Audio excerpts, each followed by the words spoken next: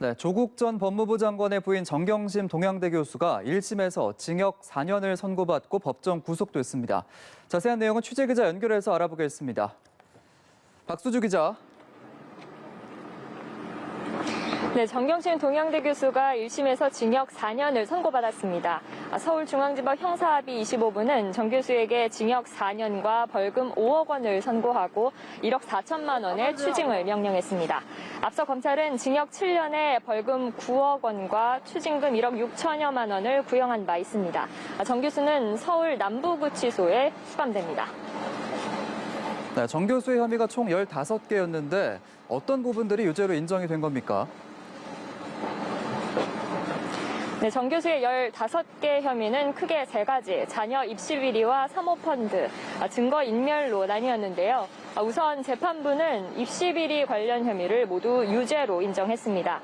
정 교수가 자녀의 표창장이나 인턴 증명서를 위조하고 이를 대학에 제출하는 데 적극 가담한 점을 모두 인정한 건데요. 특히 서울대 공익인권법센터 인턴 확인서 등 일부 범행에 대해서는 조국 전 법무부 장관과의 공모를 인정하기도 했습니다. 재판부는 성실히 노력하는 많은 사람들에게 허탈감과 실망을 줬다고 질타했습니다. 총장 직인 파일 등 핵심 증거가 나온 동양대 PC 2대가 위법하게 수집된 증거라거나 일명 컴맹이어서 문서를 위조할 수 없다는 그간의 정 교수 측 주장은 모두 받아들이지 않았습니다. 다음은 사모펀드 의혹인데요.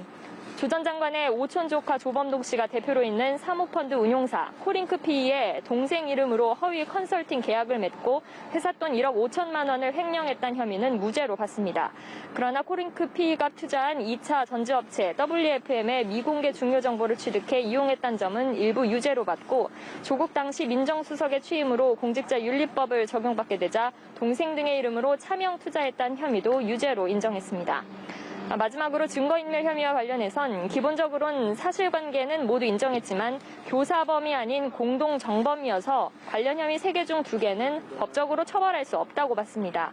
증거은닉이나 인멸, 위조의 경우 타인의 형사사건에 대해서만 처벌하고 자신의 죄와 관련한 증거일 경우에는 방어권을 행사하는 것이라 간주해 처벌하지 않기 때문입니다.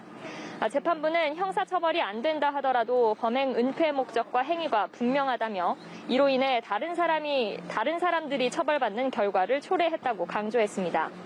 재판부는 정 교수가 조국 전 장관 청문회 시작부터 재판 변론 종결일까지 자기 잘못을 솔직히 인정하고 반성한 사실이 없다며 양형에 불리한 이유로 들었습니다. 네, 오늘 정 교수 측 반응은 어땠습니까? 네, 정 교수 측 변호인은 재판 직후 당혹감을 드러냈는데요. 전체 판결은 물론 법정 구속 사유까지 도저히 동의하기 어렵다며 항소하겠다는 뜻을 밝혔습니다. 남편 조 전 장관은 자신의 SNS에 큰 충격이라며 이런 시련은 법무부 장관에 지명되면서 피할 수 없는 운명이 됐나 보다고 심경을 적었습니다.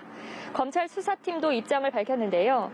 이 사건을 국민들께서 지켜보신다는 걸 잘 알고 있다며 죄와 책임에 맞는 결과가 나올 수 있도록 끝까지 최선을 다하겠다고 밝혔습니다. 지금까지 서울중앙지법에서 연합뉴스TV 박수주입니다.